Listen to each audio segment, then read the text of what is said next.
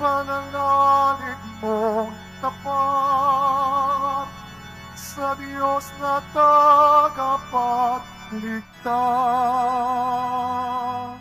Alleluia, Alleluia,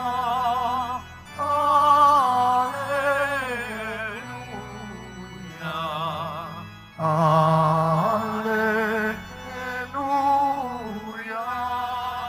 Alleluia.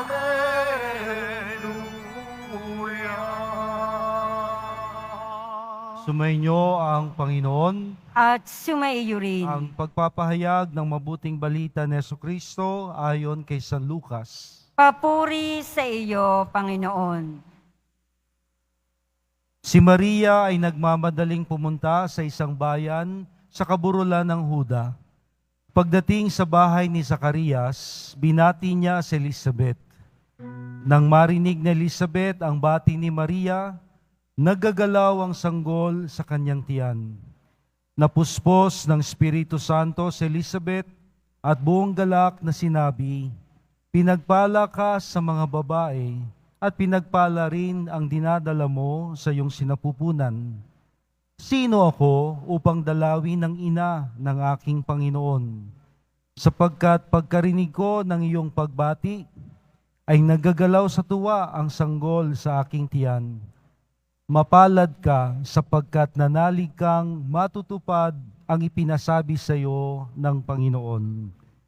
At winika ni Maria, "Ang puso ko'y nagpupuri sa Panginoon at nagagalak ang aking espiritu dahil sa Diyos na tagapagligtas, sapagkat nilingap niya ang kanyang abang alipin. At mula ngayon, ako'y tatawaging mapalad ng lahat ng salinlahi. Dahil sa mga dakilang bagay na ginawa sa akin ng makapangyarihan, banal ang kanyang pangalan. Kinahahabagan niya ang mga may takot sa kanya sa lahat ng salit-saling lahi. Ipinakita niya ang lakas ng kanyang mga bisig. Pinangalat niya ang mga palalo ang isipan. Ibinagsak niya ang mga hari mula sa kanilang trono at itinaas ang mga nasa abang kalagayan. Binusog niya ng mabubuting bagay ang mga nagugutom at pinalayas niyang wala ni anumang dala ang mayayaman. Tinulungan niya ang kanyang bayang Israel bilang pagtupad sa pangako niya sa ating mga magulang, kay Abraham at sa kanyang lahi magpakailanman. Nanatili si Maria kina Elizabeth at Zacarias ng may 3 buwan at saka umuwi. Ang mabuting balita ng ating kaligtasan. Pinupuri ka namin, Panginoong Heso Kristo. Magsiupo muna ang lahat. Magandang hapon pong muli sa ating lahat. Napakarami ho nating dapat ipagpasalamat. Unang bagay, nagtatapos po ngayon ang buwan ng Mayo. Marami hong ganap, maraming mga nangyari, maraming biyaya. Isa na po riyan ay ang pagtatapos ng mga mag-aaral, moving up ng ibang mga estudyante. Tuwang-tuwa ang mga magulang, sila'y tapos na sa pag-tuition at nakapagpaaral kahit iginapang. Kaya congratulations po sa lahat ng mga magulang, mga guro, mga paaralan at lahat ng mga nagsipagtapos. Let us give them a round of applause. At ngayon po, tayo ay pinagpala sa ating pagdiriwang ngayon dahil 3 araw na po ng ating nobenaryo at pagsasyam sa karangalan ng kamahal-mahalang puso ng ating Poong Jesus Nazareno na ang kapistahan ay pagdiriwang po natin next Friday, the first Friday of June, sa susunod pong Biyernes. At ngayon din, pinagpala rin po tayo na dalawin ng mapaghimala at makasaysayang krus ng Wawa. Naalala nyo, the Pagoda Tragedy? Yun hong pagoda sa Bukawi River. Nandito po yung krus ng San Martin de Tours Parish sa Bukawi, Bulacan. Ang krus ng Wawa upang tayo'y dalawin at tayo'y basbasan. At of course, sa atin hong ipagpasalamat na tayo'y nakabalik sa pambansang dambana ni Jesus ang Poong Nazareno. Palakpakan po natin ang ating Panginoon. Ngayon po ay pinagdiriwang natin sa pagtatapos ng buwan ng Mayo ang kapistahan ng pagdalaw ni Maria kay Elizabeth, the Visitation, ikalawang misteryo sa tuwa. Anong una? Kung may ikalawa, may una. Ano pang una? The first mystery of the joyful mysteries, the Annunciation. So, di ba?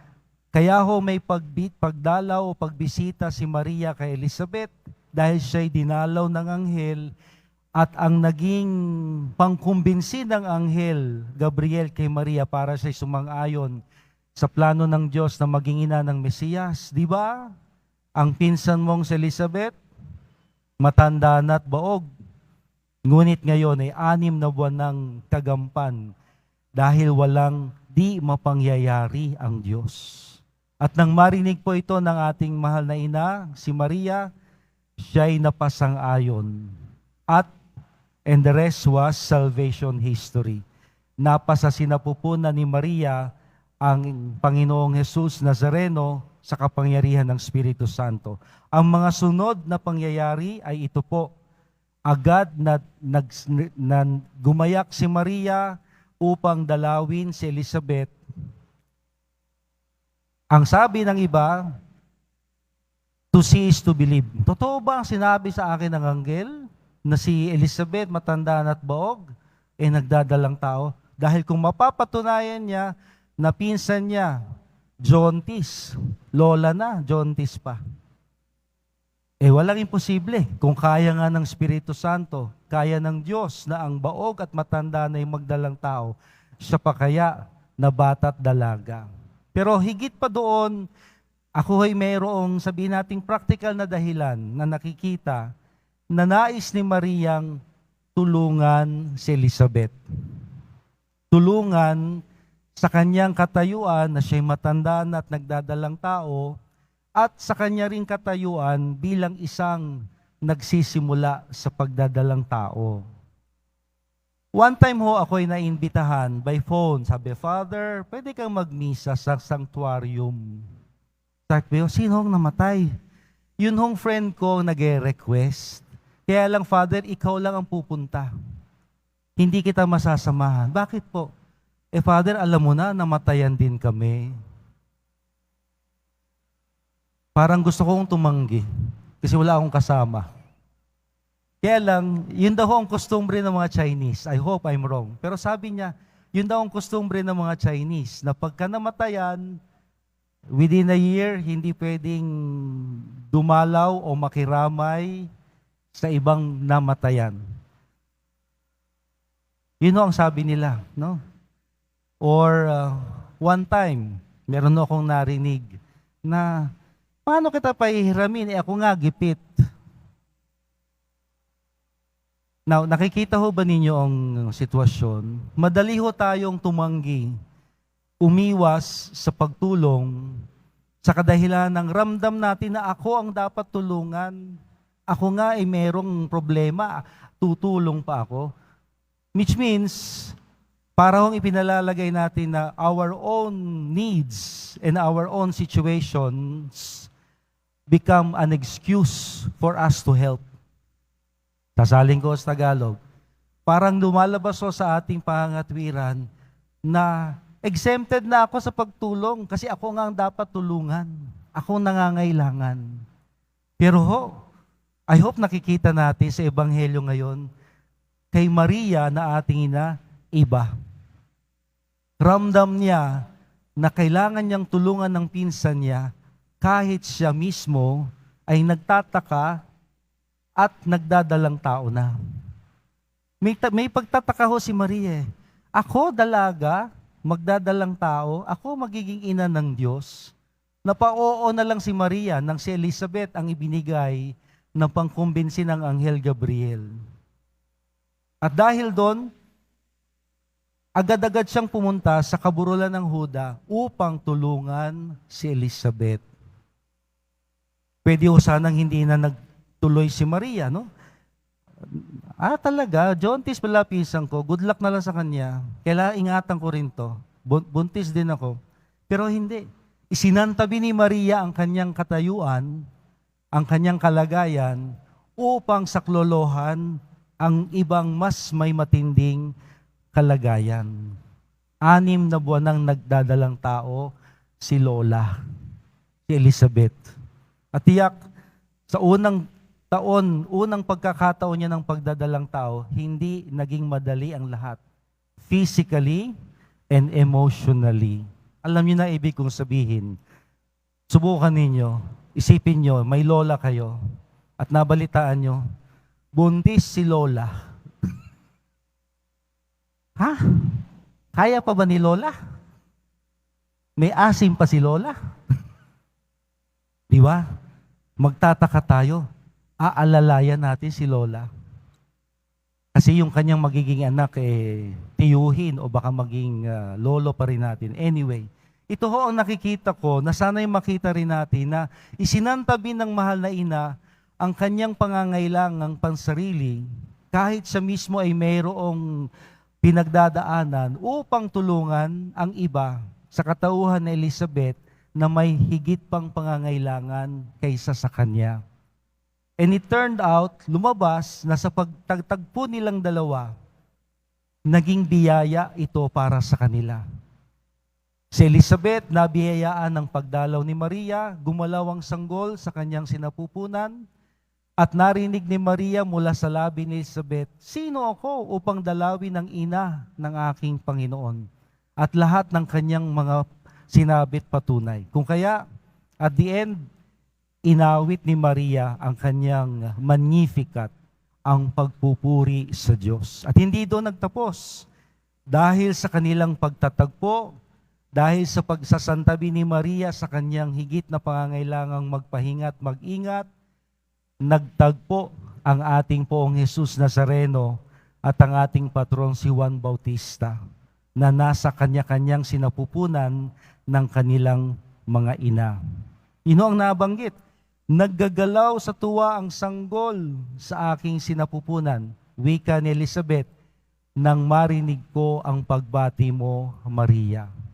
At tiyak, napakasaya rin ng Panginoong Hesus sa sinapupunan ni Maria na makitang ang Mesiyas na maghahanda sa daraanan, ang propeta, huling propeta na maghahanda sa daraanan ng Mesiyas ay isisilang na 3 months from now.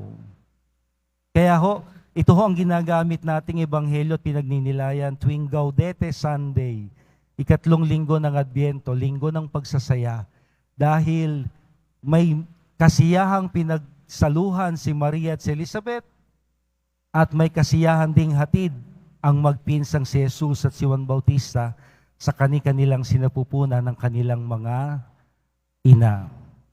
Now, ano ang mensahe ho nito sa atin? Tiyak lahat tayo may mga pinagdadaanan. At kadalasan, ito ho ang naglulugmok sa atin o naglalayo sa atin sa iba at naglulugmok sa atin sa kahinaan at sa kasalanan o sa kawalang pagtulong. All of these things paralyze us. Lugmok. Hindi tayo makamove on. At dahil hindi tayo makamove on, wala tayong magawang maganda.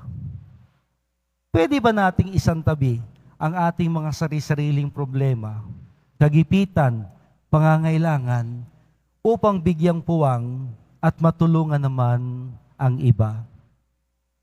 Kasi sa ganong paraan, mararamdaman natin, hindi ko tinatakasan ng problema ko, ngunit mararamdaman natin, hindi pala ako nag-iisa. May kasama pala ako. At ang kalagayan kong ito, ay kung tutuusin, wala.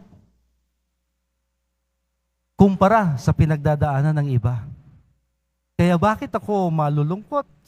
Ba't ako magagalit sa Diyos? Bakit ako mawawala ng pag-asa? Ito ho ang pinakikita sa atin ng mahal na ina. Na sana'y kaya rin nating tulungan ng iba kahit tayo'y nangangailangan ng tulong mismo ng iba. We should be wounded healers at that. Na kahit ako'y nasugatan, mas ramdam ko ang sugat ng iba, kaya sila'y aking tutulungan. Kaya ngayon pong linggong ito, sa pagtatapos ng buwan ng Mayo, sa karangalan ng ating mahal na ina at ng ating pong Jesus Nazareno, sana ho'y baguhin natin yung takbo at damdamin natin. Ako ang dapat tulungan. Ako ang dapat intindihin. Ako ang dapat pakinggan. Kalimutan na ang sarili. At unahin ng iba, tulad ng ginawa ng ating mahal na ina. Nang sa gayon, tulad ng nangyari sa kanya, mabibiyayaan tayo higit pa sa ating inaakala. At tayo ang magiging daan ng Diyos na magiging pagpapala niya rin sa iba. Amen.